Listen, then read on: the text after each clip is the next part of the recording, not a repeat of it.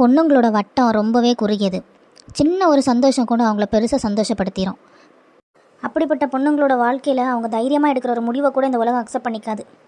பொண்ணுன்னா அன்பானவள், அழகானவள், அறிவானவள்னு சொல்ல தெரிஞ்ச இந்த உலகத்துக்கு அவள் தைரியமாக எடுக்கிற ஒரு முடிவுக்கு அவள் கூட சப்போர்ட்டாக நிற்க தெரியாது.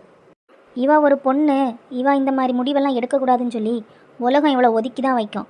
உலகம் என்ன, இன்னொரு பொண்ணே அவளை ஒதுக்கி தான் வைப்பா. ஒரு பொண்ணு ஒரு முடிவு தைரியமாக எடுத்தா அது எதுக்காக இருக்குன்னு சொல்லி இந்த மனுஷங்க யோசிக்க மாட்டாங்க. அவள் இப்படி தப்பானவா, அவள் இப்படி போயிருப்பா, அதனால தான் இவன் இந்த முடிவு எடுத்தான்னு சொல்லி உலகம் இவளை ஒதுக்கி வைக்க தான் பார்க்கும். வாங்க நம்ம ஸ்டோரிக்குள்ளாடி போகலாம். இந்த ஸ்டோரி உங்களுக்கு பிடிச்சிருந்தா மட்டும் லைக் பண்ணுங்கள், ஷேர் பண்ணுங்கள், கமெண்ட் பண்ணுங்கள், நம்ம சேனலை சப்ஸ்கிரைப் பண்ணிக்கோங்க. ஏம்மா நான் கிளம்பியாச்சுன்னா போயிட்டு வரேன். சரி மக்களே, பார்த்து போயிட்டு வானா. பஸ்ஸில் ரொம்ப கவனமாக ஏறணும். சரிம்மா சரி. கடவுளே, இந்த வேலையை இந்த பிள்ளையை கிடச்சிட்டுனா கொள்ளலாம். அவளுக்கு படாவை பார்த்துட்டு அவள் போக்கில் இருந்துடுவா. கரெக்டாக 9:30 அங்கே நிற்க சொன்னாவ. இப்போமே மணி 9 ஆகுது. பஸ் எப்போ வந்து நான் எப்போ போய் சேரகு. அப்பா இந்த வேலையும் கிடைக்குதோ என்னமோ. மகேஸ்வரி, இது அந்த புஷ்பா கழுத பிள்ளை தானா? ஆமாக்கா, அந்த பிள்ளை தான். இன்றைய தான் போகும்னு நினைக்கேன். வேலை இன்னும் கிடைக்காத பிள்ளை தான் அவன் அம்மா அன்னைக்கு சொன்னாவ. பாவம், அதுக்கு வாழ்க்கையும் இப்படி ஆகிட்டு என்ன செய்யுது. ஓ அப்படியா சொன்னாவ. சரி, நான் வேலைக்கு தான் போகுமா இருக்குன்னு நினச்சேன். ஆனால் அந்த பிள்ளை ரொம்ப தங்கமான பிள்ளை, கெட்டியா நல்ல பொறுப்பாக எல்லா வேலையும் தள்ளைக்கு செய்து பறக்கி எடுத்து கொடுக்கும். ஆமாக்கா, பிள்ளை நல்ல பிள்ளை. அக்கா நேருங்க ஒரு கேரளா பஸ் வருது, அதில் ஏறிடுவோமா? பின்ன இது தண்டத்துக்கு 13 ரூபா டிக்கெட்டு வாங்குவோம். நம்ம 11B பஸ்ஸு ஃப்ரீ பஸ்ஸு தான், அதில் போகலாம். அப்படி சொல்ல வாரியலோ? சரி, நமக்கு என்ன வேலையாக வெட்டியா, 11B வரட்டு, அதுலேயே போயிட்டு வரலாம். கூகுளில் பார்க்கிறதுக்கு சின்னதாக இருந்த போல தான் இருந்து, எப்போ நேரில் பார்க்க என்ன பெருசாக இருக்குது. இதில் நமக்கு வேலை கிடைக்குமானேன்னு தெரியல. சரி, ஒரு இன்டர்வியூ எக்ஸ்பீரியன்ஸ்க்காக தான் அட்டன் பண்ணி பார்ப்போம். சரி, உள்ளே போவோம்.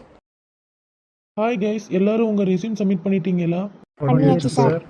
உங்களோட ஜாப் ரோல் என்னன்னு உங்களுக்கே தெரிஞ்சிருக்கும். மொத்தமாக 2 வேக்கன்சி தான் இருக்குது. நீங்கள் 3 பேர் இருக்கீங்க. ஸோ இன்டர்வியூ உங்களால் எவ்வளோ பெஸ்ட்டாக கொடுக்க முடியுமோ அவ்வளோ பெஸ்ட்டாக கொடுங்க. பெஸ்ட்டாக கொடுக்குற 2 பேரை செலக்ட் பண்ணுவோம். அதே மாதிரி உங்களோட பேக்கேஜ் 3.5 LPA பெர் ஆனம்னு போட்டிருக்காங்க. உங்கள் இன்டர்வியூவோட பெர்ஃபார்மன்ஸ் பார்த்துட்டு அதுக்கேற்ற மாதிரி சேலரி வந்து இன்க்ரீஸோ டிக்ரீஸோ ஆகும். பட் பேசிக் வந்து 3.5 LPA பெர் ஆனம். ஓகேவா?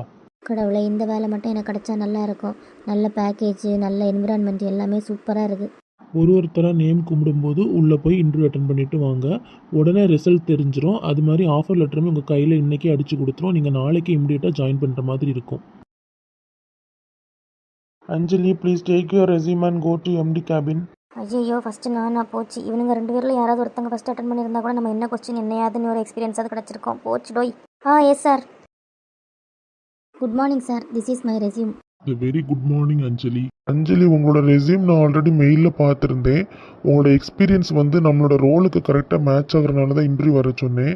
ஸோ ஐ ஹோப் நீங்கள் வந்து நல்லா பண்ணுவீங்கன்னு நான் நினைக்கிறேன். Thank you sir, thank you so much. இருங்க, நான் இன்னும் பேசியே முடிக்கலை. உங்களோட பழைய ஆஃபீஸோட MD வந்து என்னோடய ஃப்ரெண்டு தான். ஸோ அவனுக்கு கால் பண்ணி நான் கேட்டிருந்தேன் உங்களோட எக்ஸ்பீரியன்ஸ் பற்றி. ஸோ நீங்கள் நல்லா பண்ணுவீங்கன்னு சொல்லி அவன் தான் எனக்கு ஒரு ஹோப் கொடுத்தான். அதனால தான் நான் இன்டர்வியூ இல்லாமல் உங்களை ஹையர் பண்ணுறேன் அஞ்சலி. You are selected. நீங்கள் நாளைக்கே வந்து ஜாயின் பண்ணிக்கலாம். Thank you so much sir. உங்கள் ஃப்ரெண்டு என்னை பற்றி சொன்ன ஒரே வார்த்தைக்காக நீங்கள் இன்டர்வியூ இல்லாமல் அவ்வளோ நம்பிக்கை வச்சு ஹையர் பண்ணியிருக்கீங்க. எப்போவுமே உங்கள் ஹோப்பை உடைக்கிற மாதிரி நான் இருக்க மாட்டேன் sir. I will give my very best. Anjali, May I know நீங்கள் எதனால் வந்து உங்கள் பழைய ஜாபை வந்து குவிட் பண்ணீங்கன்னு தெரிஞ்சுக்கலாமா? அதுவும் இல்லாமல் உங்களுக்கு ஒரு 6 மந்த் கெரியர் கேப் வர இருக்குது. அதனால தான், பிகாஸ் அது வந்து நம்மளோட ரெக்கார்டில் சேவ் பண்ணி வைக்கிறதுக்காக தான் கேட்குறேன். அது அது சார், அம்மாவுக்கு கொஞ்சம் உடம்பு முடியலை, அதனால லீவ் ஆகிற மாதிரி இருந்து. அதுவும் இல்லாமல் 6 மந்த் வந்து அவங்கள பார்த்துக்கிற மாதிரி இருந்து சார், அதனால தான். ஓ ஓகே. அம்மா இப்போ நல்லா இருக்காங்களா? ஆமாம் சார், ஷீ இஸ் ஃபைன். என்ன இந்த பொண்ணு அம்மாக்கு உடம்பு சரியில்லைன்னு சொன்னா, ஆனால் டக்குன்னு நம்ம இதை பற்றி கேட்டதும் ஃபேஸ் மாறிச்சே. சரி, இன்னும் இருக்கட்டும். அஞ்சலி, யூ மே லீவ். நீங்கள் வந்து வெளியில் ஆஃபர் லெட்டர் வாங்கிட்டு நாளைக்கு இம்மிடியேட்டாக வந்து ஜாயின் பண்ணிடுங்க. Okay sir, once again thank you so much. ஓகேம்மா, எத்தனை தேங்க்யூ சொல்லுவீங்க? நெக்ஸ்ட் கேண்டிடேட் வர சொல்லுங்க. நினைக்கவே இல்லை இந்த வேலை கிடைக்குன்னு சொல்லி. பழைய ஆஃபீஸ் ஓனர் சாருக்கு கால் பண்ணி ஒரு தேங்க்யூ சொல்லிடணும்பா. பிள்ளை, நீ அந்த புஷ்பா கழுகு மோவதானா? ஆமாம். மணி எத்தனை பிள்ளை? மணி 11 ஆகுது. பிள்ளை, உன வீட்டுக்காரன் என்ன பண்ணியா? எப்படி இருக்கியான்? சும்மா கேட்க தானேம்மா செஞ்சேன். அதுக்கு இந்த குட்டி இப்படி அழுதுட்டு போகும் எப்போ? என்ன முகமூடி இங்கே நின்று வேடிக்கை பார்த்துட்டு இருக்குதிய? நீ தூரப்பா உன்ட்ட நான் எத்தனை நாள் சொல்லியிருக்கேன் முகமூடி என்ன கூப்பிடாத பேர் சொல்லி கூப்பிடுன்னு சொல்லி. என்ன முகமூடி இதுக்கெல்லாம் போய் கோச்சிக்கலாமா? நீங்கள் எல்லாம் எத்தனை பேருக்கு குடியை கெடுத்துருப்பிய. அப்போ அவையெல்லாம் உங்களை வந்து வெட்டையில செய்யணும். நீங்கள் இந்த சின்ன விஷயத்துக்கு போய் இப்படி கோவப்பட்டுட்டு இருக்குதியா? இவ்வளோட்ட பேச முடியாதுப்பா. எக்கா நாங்கள் வரச்சில் அங்கே என்ன பார்த்துட்டு இருந்தியா? அங்கே யார்கிட்ட ஏதோ சொன்னது போல இருந்து. அது ஒன்றும் இல்லைம்மா, இந்த புஷ்பா கழுக பிள்ளை நின்று அதுக்கிட்ட உனக்கு வீட்டுக்காரர் எங்கன்னு கேட்டேன். அது உடனே ஓன்னு ஒப்பாரி வச்சுட்டு போகும். எம்மா இம்படம் கேட்டதுக்குமா குட்டி ஒப்பாரி வச்சு அதான் பார்த்துட்டு நின்னேன். அதை ஏன்க்கா உங்களுக்கு அவ்வளோ சொன்னால் சரிதான். யாருக்கு குடியை கிடைக்கலான்னு தான் நீங்கள் இருப்பே போல இருக்கு. உங்களுக்கு அந்த பிள்ளை நிலைமை தெரிஞ்சு தானே கேட்கணும். என்னத்துக்கு அந்த பிள்ளைகிட்ட இப்படிலாம் கேட்டுட்டு இருக்குதியா? எக்கா உங்களுக்கு அறிவு இருக்குவா? அந்த பிள்ளைகிட்ட போய் என்னத்துக்கு இப்படிலாம் கேட்குறியா? உங்கள் மொழிக்கு இப்படி நடந்து நாங்கள் கேட்டிருந்தா நீங்கள் சும்மா விடுவீங்களா எங்களை? அதுதான் அந்த புஷ்பா அக்கா பாவம் யார்ட்டையும் ஒரு வார்த்தை சொல்லான்னு சொல்லி எல்லா ரவியில காயப்படுத்திட்டே இருங்கண்ணே. எம்மா ஆளாள் வாக்கில் சண்டை வந்துடுற போல இருக்கு. எப்போ இவ்வளோ இப்போ என்னத்துக்கு புஷ்பத்துக்கு முழு வக்காலத்து வாங்கிட்டு வராளுவேன். அந்த பையனா இந்த பிள்ளை வேற ஏதோ அப்படின்னு இந்த பிள்ளைய மேலே தப்பு சொல்லியான். இவ்வளோ என்னன்னா இதுக்கு மேலே வக்காலத்து வாங்கிட்டு வராளுவேன். எப்பா யார் சொல்லியது உண்மைன்னு தெரியலப்பா.